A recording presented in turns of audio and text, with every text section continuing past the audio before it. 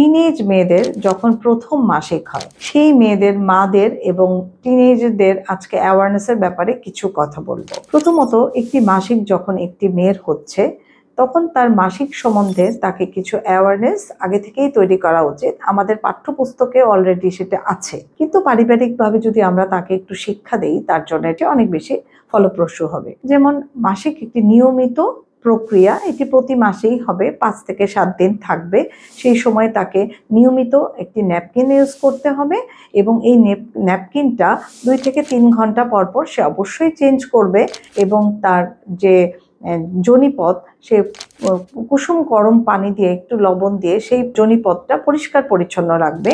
সে প্রচুর পরিমাণে পানিও খাবে এবং তার কি পরিমাণে প্রতি মাসে রক্তক্ষরণ হচ্ছে তার মাকে সেটা অবহিত করবে এবং কতটুকু পরিমাণ হলে এটা বেশি হতে পারে মাকেও সেটা খেয়াল করা উচিত। অনেক সময় দেখা যায় টিনেজ মেয়েরা অনেক বেশি রক্তশূন্যতা নিয়ে আসে, কারণ তখন তারা একটা গ্রোয়িং এইজে থাকে।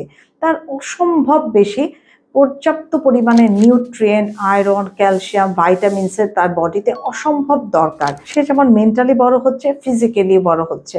সো তাকে কিন্তু আমাদেরকে খুব ভালোভাবে খেয়াল করতে হবে। এবং অনেকেই দেখছি যে টিনেজ মেয়েদের বিয়ে দিচ্ছেন। আসলে আমাদের দেশে তো এখন আইনানুগভাবেই 18-র নিচে বিয়ে দেওয়াটা একেবারেই আইনের বিপক্ষে আছে এবং আমরা বলবো আপনি অনেক মেয়ে আছেন টিনেজ অল্প বয়সেই যারা বিবাহিতে লিপ্ত হচ্ছেন, তারা সেক্স সম্বন্ধে উইদাউট নলেজ তারা কিন্তু বিবাহ বন্ধনে আবদ্ধ হচ্ছেন।